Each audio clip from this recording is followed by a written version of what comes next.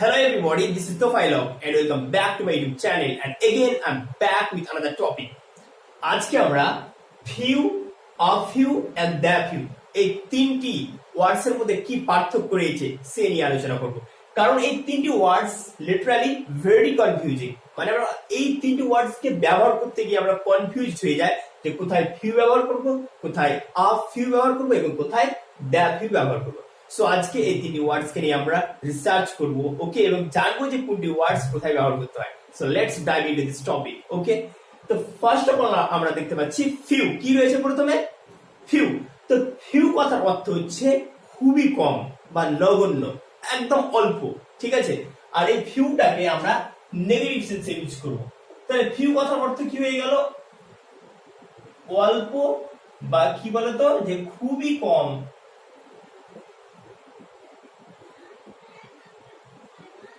খুবই কম। তাহলে ফিউ মানে কি হলো? অল্প, খুবই কম বা নগণ্য, ঠিক আছে। মানে কি একদম খুবই কম, অলমোস্ট নাথিং, মানে নেই বললেই চলে, এরকম সেন্সে আমরা ফিউটাকে ইউজ করব। আর ফিউটাকে নেগেটিভ সেন্সে আমরা ইউজ করব। নেগেটিভ সেন্সে যেমন করে আমরা বলতে পারি দেখি, I have few friends. I have few friends, it means যে আমার খুবই কম বন্ধু আছে। এটাকে নেগেটিভ সেন্সে বললাম। I have few friends, it means যে আমার খুবই কম বন্ধু আছে, মানে বন্ধু নেই বললেই চলে এই সেন্সে। মানে খুবই যখন অল্প, একদম অল্প, খুবই কম বুঝাবো, তখন আমরা কি ইউজ করব? ফিউ ইউজ করব। আর ফিউটা কিন্তু আমরা কোন সেন্সে ইউজ করব? নেগেটিভ সেন্সে। মানে নেগেটিভ সেন্স বুঝাতে ফিউ ওয়ার্ডটাকে আমরা ব্যবহার করব। আই হ্যাভ ফিউ ফ্রেন্ডস, তার মানে কি আমার খুবই কম বন্ধু আছে, মানে এটা নেগেটিভ সেন্সে বললাম, ঠিক আছে। তো ফিউ কে আমরা নেগেটিভ সেন্সে ইউজ করব, ঠিক আছে।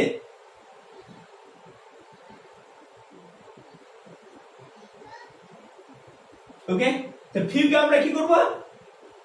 নেগেটিভ সেন্সে ইউজ করব, ওকে। যেটার মানে হবে কি অল্প বা খুবই কম, মানে নগণ্য, অলমোস্ট নাথিং, নেই বললেই চলে, এরকম সেন্সে আমরা ফিউ কথাটাকে ব্যবহার করব। আর ফিউ এর পরে কিন্তু কি বসবে বলতো? প্লুরাল কাউন্টেবল নাউন, ঠিক আছে। কাউন্টেবল নাউন, ওকে। মানে ফিউ এর পরে বসবে প্লুরাল কাউন্টেবল নাউন। মানে ফিউ এর পরে যে নাউনটা আমরা দিব সেটা হবে প্লুরাল এবং সেটা হবে কি বলতো? কাউন্টেবল, ঠিক আছে। তাহলে আই হ্যাভ ফিউ ফ্রেন্ডস, তার মানে কি আমার খুবই কম বন্ধু আছে। এটা কি হলো?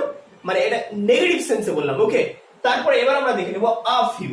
আ ফিউ আমরা কখন ইউজ করব? দেখো, আ ফিউ কথার অর্থ হচ্ছে যে এটারও অর্থ হচ্ছে কিছুটা, ওকে, কিছু বা কয়েকটা, ওকে। এটাও ধরে নিলাম যে এটার মানে হয়ে গেল কয়েকটা, কয়েকটা বা কিছুটা, কিছুটা। কিন্তু এটাকে আমরা কোন সেন্সে ইউজ করব?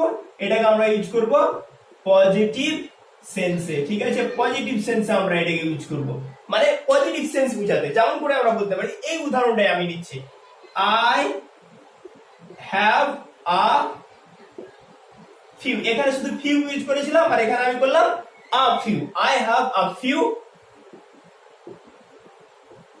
ফ্রেন্ডস। তাহলে কি বললাম যে ফিউ এর পরে কিন্তু প্লুরাল কাউন্টেবল নাউন বসবে, তার জন্য এখানে দেখো প্লুরাল কাউন্টেবল নাউন দিয়ে দিলাম। তো কি বলছে? I have a few friends, তার মানে কি আমার কয়েকটা বন্ধু আছে। তার মানে কি এটা পজিটিভ সেন্সে বললাম যে আমার কয়েকটা বন্ধু আছে, okay. I have a few friends, তাহলে কি বললাম? পজিটিভ সেন্সে বললাম, ওকে। মানে তাহলে আমরা কি ফিউটাকে নেগেটিভ সেন্সে ইউজ করব, যেটার অর্থ হবে একদম খুবই কম, নগণ্য, নেই বললেই চলে, এরকম সেন্সে। আর আ ফিউটাকে আমরা ইউজ করব পজিটিভ সেন্সে, ওকে। যেমন এখানে বলছে I have a few friends, it means যে আমার কয়েকটা বন্ধু আছে, ওকে। এটা পজিটিভ সেন্সে ইউজ করলাম। তাহলে দুটোর মধ্যে আমরা পার্থক্য বুঝতে পারলাম, ওকে। আর ফিউ এর পরে কিন্তু মানে প্লুরাল কাউন্টেবল নাউন বসবে, ওকে। তাহলে দেখে নাও, ফ্রেন্ডস আমরা দিয়ে দিয়েছি এখানে। তারপরে কি রয়েছে? এবার হচ্ছে the few. The few, the few মানে হলো যে কয়েকটা, যে কয়েকটা, ওকে, যে কয়েকটা। তো এরকম সেন্সে বলবো আমরা যে দ্য ফিউ। দ্য ফিউটার বাংলা অর্থ হচ্ছে যে কয়েকটা। যেমন করে আমরা বলতে পারি যে কি the few books the few books I had wall burned in fire. তার মানে কি বলছে দেখো, the few books I had all burned in fire, মানে কি যে কয়েকটা আমার বই ছিল, মানে যে কটা আমার বই ছিল সব আগুনে পুড়ে গেছে। ঠিক আছে, the few books I had all burned in fire, মানে কি আমার যে কটা বই ছিল আগুনে পুড়ে গেছে। তার মানে এখানে দ্য ফিউটা কোন সেন্সে ইউজ হলো, মানে ফিউটার এখানে অর্থ হলো যে কয়েকটা। ঠিক আছে, যে কয়েকটা বা যে কটা এরকম সেন্সে আমরা দ্য ফিউটাকে ইউজ করব। ওকে, তার জন্য কি বলছে দেখো, the few books I had মানে আমার যে কটা বই ছিল অল বার্নড ইন ফায়ার, সব কটা আগুনে পুড়ে গেছে। ক্লিয়ার? তাহলে আমরা বুঝতে পারলাম যে কি ফিউটাকে আমরা নেগেটিভ সেন্সে ইউজ করব। ঠিক আছে, যেটা মানে হবে একদম অলমোস্ট না নেই বললেই চলে, এরকম সেন্সে আমরা ফিউটাকে ইউজ করব। ঠিক আছে, নেগেটিভ সেন্সে, যেমন আই হ্যাভ ফিউ ফ্রেন্ডস, তার মানে আমার খুব কমই বন্ধু আছে, মানে নেগেটিভ সেন্সে বললাম। তারপরে আ ফিউ, আ ফিউ এর বাংলা অর্থ হচ্ছে কয়েকটা বা কিছুটা, কিন্তু এটাকে আমরা পজিটিভ সেন্সে ইউজ করব। ওকে, যেমন আমি বললাম I have a few friends, তার মানে আমার কয়েকটা বন্ধু আছে, এটাকে পজিটিভ সেন্সে বললাম, মানে আ ফিউ পজিটিভ সেন্সে। ওকে, আর দ্য ফিউ কথা বাংলা অর্থ হচ্ছে যে কয়েকটা বা যে কটা। ঠিক আছে, এখানে আমি দিয়ে দিলাম যে কটা, যে কটা, আমরা বাংলাতে বলি না যে কটা, যেমন করে এখানে উদাহরণটা দিলাম, the few books I had, মানে যে কটা বই আমার ছিল বা যে কয়েকটা বই আমার ছিল, অল বার্নড ইন ফায়ার, সমস্ত কিছু আগুনে পুড়ে গেছে। তাহলে এই সেন্সে যে কয়েকটা বা যে কটা বোঝাতে আমরা দ্য ফিউটাকে ইউজ করব। ক্লিয়ার? তাহলে আমরা এই তিনটি ওয়ার্ডস এর মধ্যে কি পার্থক্য রয়েছে আশা করি বুঝতে পারলাম। আর আরেকটা জিনিস, যে ফিউ এর পরে কিন্তু প্লুরাল কাউন্টেবল নাউন বসবে। ওকে, মানে কাউন্টেবলটা সিঙ্গুলার হবে না, প্লুরাল হবে। ওকে ওকে, সো আশা করি তোমরা এই তিনটি ওয়ার্ডস এর মধ্যে কি পার্থক্য রয়েছে বুঝতে পারলে। And thanks for watching this video. Thank you.